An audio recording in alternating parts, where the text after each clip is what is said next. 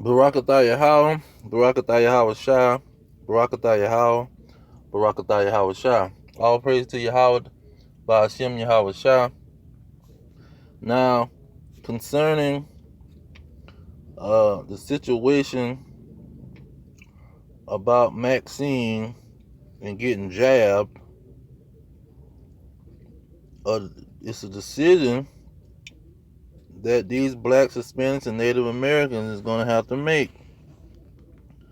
Now, when you look at Ecclesiasticus chapter 12, verse 10, it says, never trust thine enemy. So the Most High is telling his people to not trust their enemy. Verse 11 says, though he humble himself and go crouching, yet take good heed and beware of him. You see, he's telling you to beware of your enemy. Jumping down to verse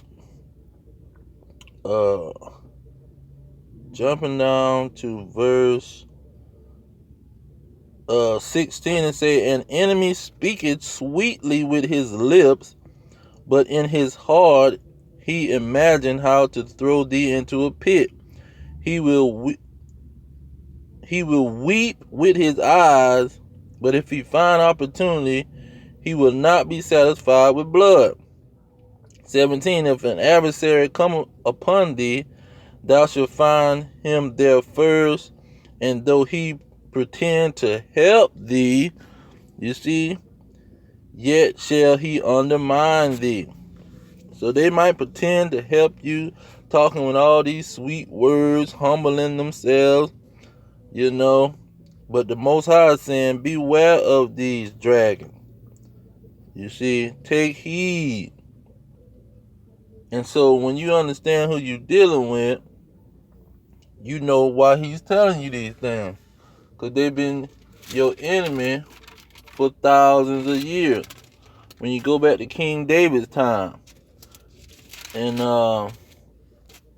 he's telling you how he described these dragons, he called them the wicked. Now, to let you know, he's talking about a bloodline in Psalms 58, verse 3, he say, the wicked are estranged from the womb. They go astray as soon as they be born, speaking lies. So from a certain womb or a certain bloodline, these individuals is born liars. You see, they're going to be liars because they're born that way, because they're getting it from their forefathers. It's in the bloodline. Salakia.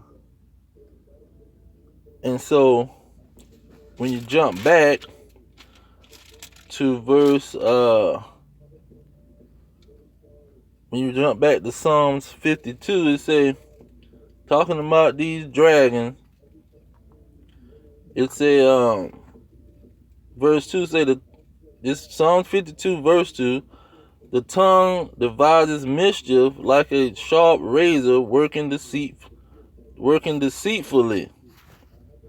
Verse 3, though thou, meaning your enemy, loveth evil more than good, and lying rather than to speak righteousness. So they love to lie.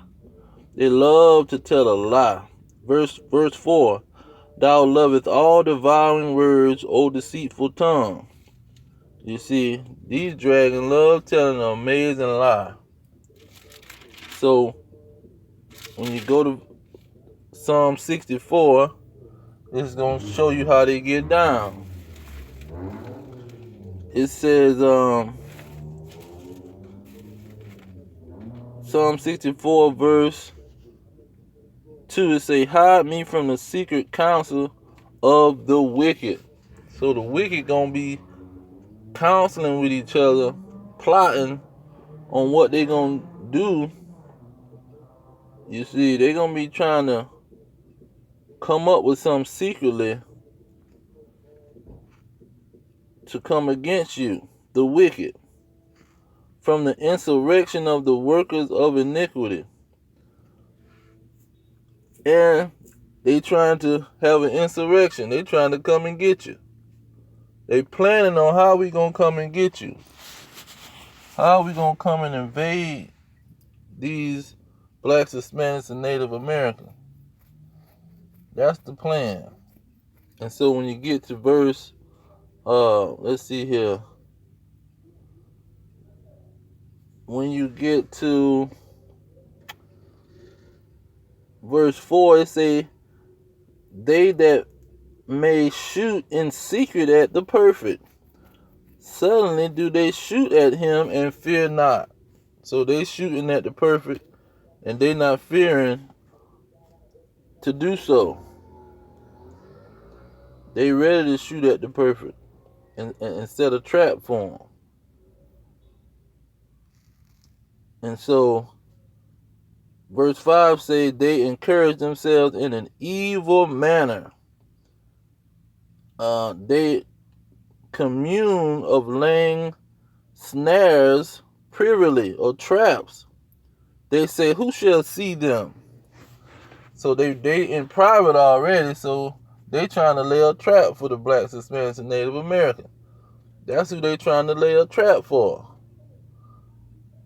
And see, King David already exposed they behind through the spirit and power of Yahweh Hashem Yahweh Shah. So it's very important for the children of Israel not to trust their enemy.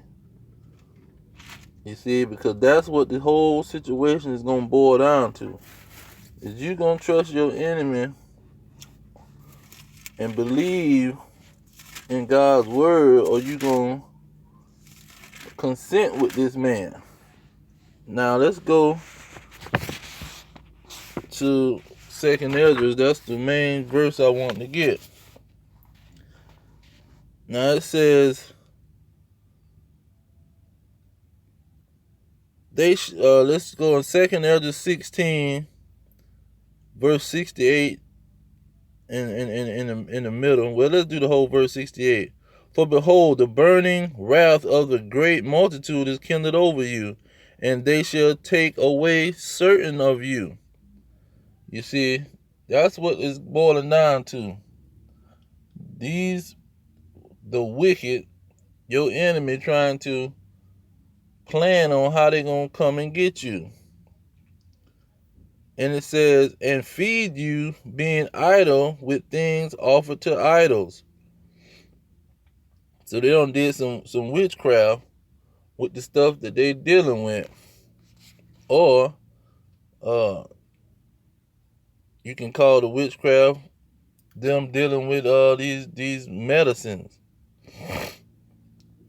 Now in verse 69, 2nd Esdras 16, saying, they that consent unto them shall be had in derision and in reproach and trodden under the foot. 70, for there shall be in every city and in every place, Shalakim, and in the next cities a great insurrection upon those that fear the Lord. Verse 71, they shall be like madmen, sparing none, but still spoiling and destroying those that fear the Lord. 72, for they shall waste and take away their goods and cast them out of their houses. 73, then shall they be known who are my chosen, and they shall be tried as the gold in the fire. So at this point in time, the wicked who done planned on this insurrection, they did it privately, and all of a sudden they went on the attack. And the main part about it was, it says in 69, it says, and they that consent unto them. That's going to be the main thing that's going to be the deciding factor. You consenting to whatever they trying to do. Because they not just going to come in there and try to snatch you out your house. It's a reason that they're going to be doing these things. And so it's all about who is going to consent to the mess that these people are trying to trick you with, because they laying a trap. They're not coming direct. They laying a trap like a hunter. They on a hunt, and they laying a trap. So if you consent to these individuals, you are already setting yourself up for failure, and you trust in your enemy. And let's jump back to Ecclesiasticus, because this is what's going to be the situation if you trust these dragons.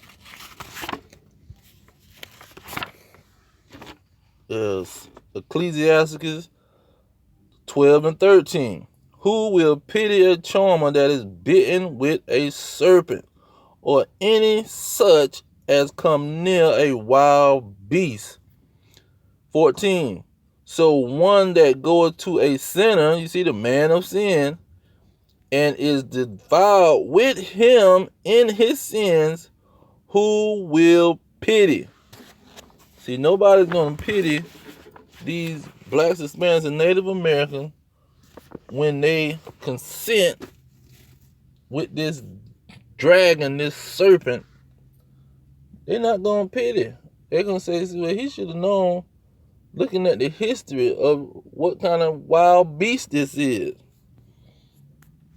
He should have known better. Nobody's going to pity you. But I'm going to leave it there.